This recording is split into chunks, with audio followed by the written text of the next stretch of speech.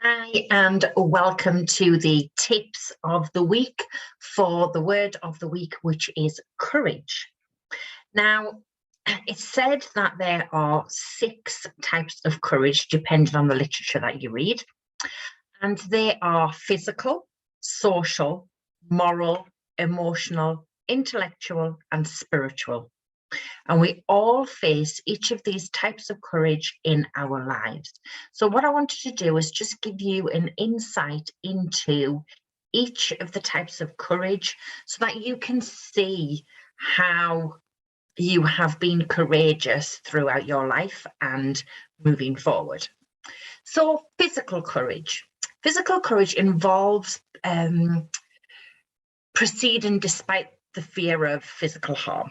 You would exercise physical courage when entering situations where your body may be under threat. So you have that fight or flight response going on.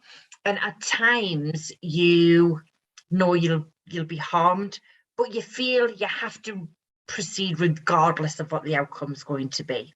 And that's potentially because of maybe a moral or personal or social obligation to do so.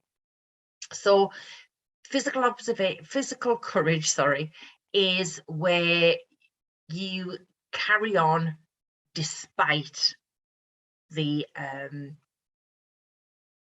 possibility of fear or physical harm. So that's physical courage.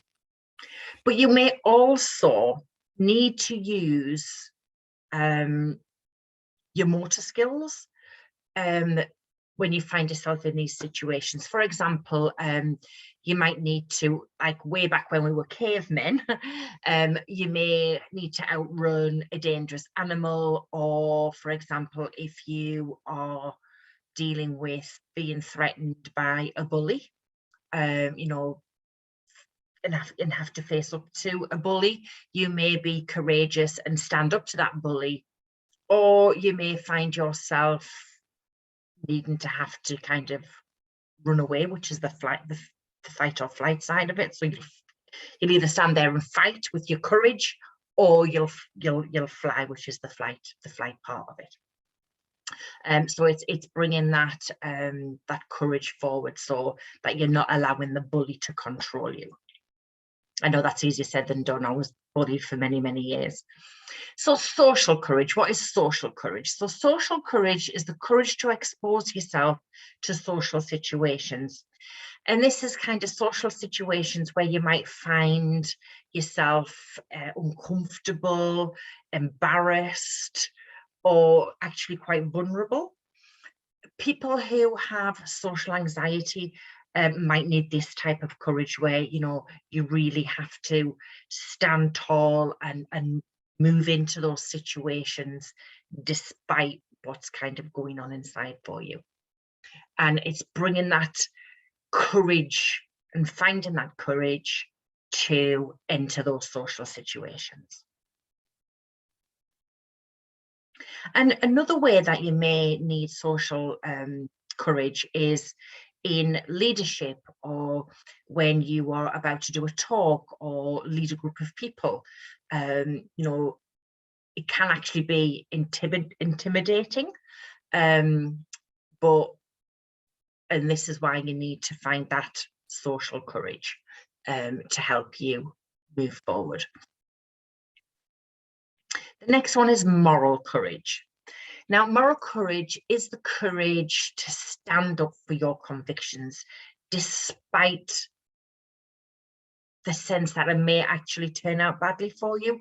But it's about, sticking to your morals, sticking to your values, sticking to your beliefs. And this type of courage is often exercised when your moral conflict with mainstream social views, so you disagree with what's going on. So for example, especially what we're living in at the moment, get vaccinated or not get vaccinated, that is a moral issue for a lot of people, and we need to be aware that people are put into that moral dilemma, and you need to find the moral courage to stand up for what you believe in. The next one is emotional courage. Now, emotional courage involves allowing ourselves to feel the whole of human emotions. In some situations, you may try to protect yourself by appearing uncaring or disconnected with somebody, but people with emotional courage proceed into emotional relationships with the knowledge that there may be an emotionally impacted by relationships at some point in the future. So, for example, emotional courage is having the courage if you fall in love and then get your heart broken. It could be reuniting with parents or family members that you've lost touch with, and you might have to deal with rejection.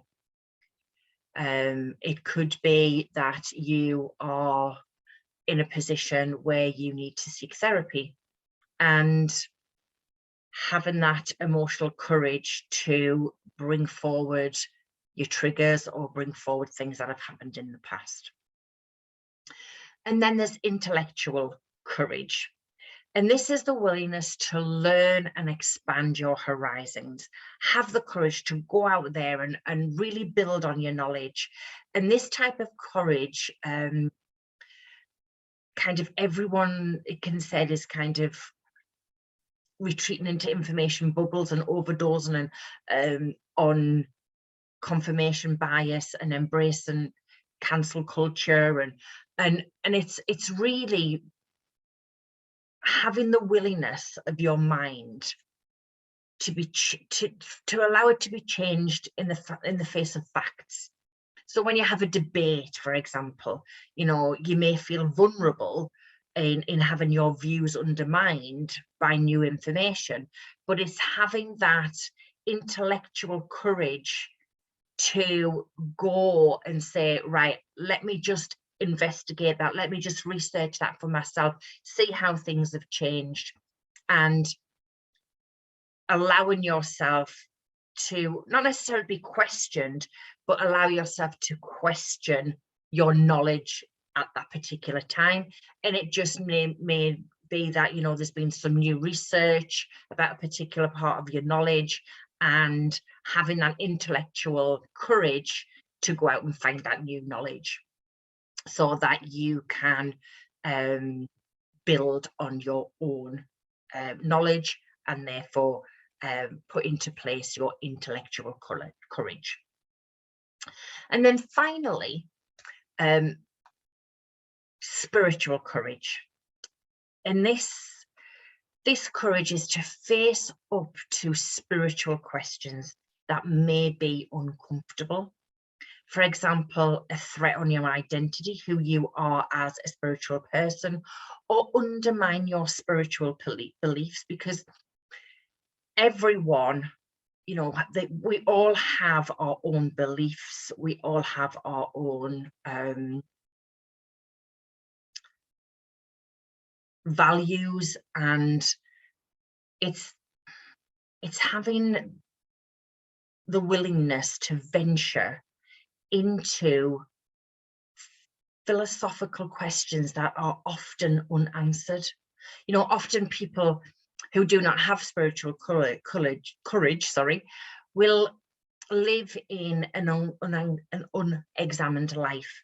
I struggled with spirituality for a long time, mainly because of naivety, of lack of knowledge about what spirituality was. In my head, it was to do with religion. And then I did a lot of research and realized that spirituality is actually understanding oneself. And it's potentially the parts of your life that have been under-examined, or where you allow yourself just to go inside and think about your own mortality and question your own spirituality, and not necessarily hone it in on the religion side of spirituality. You know, spiritual courage can be seen as investigating self, who you are, you know, why were you put on this earth? What's your purpose? I struggled a long time to find what my purpose was. And it's about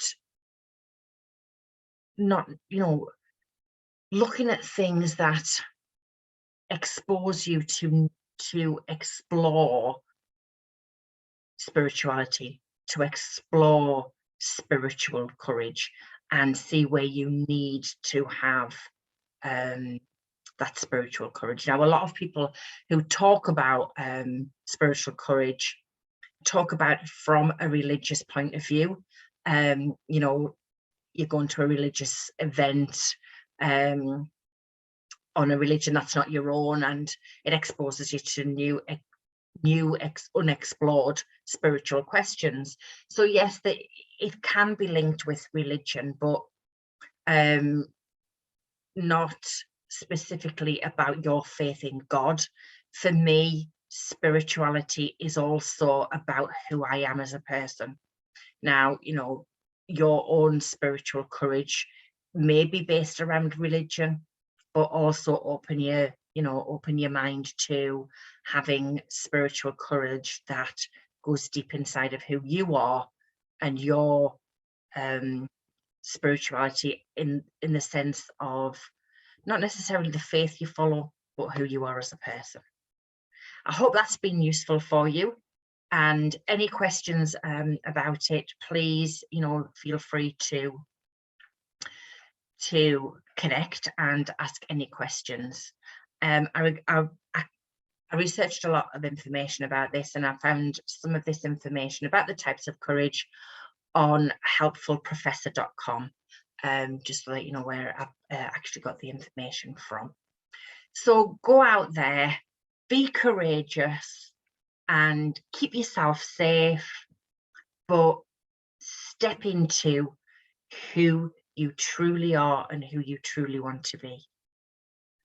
Have a great week, and I'll speak to you all again next week. Bye.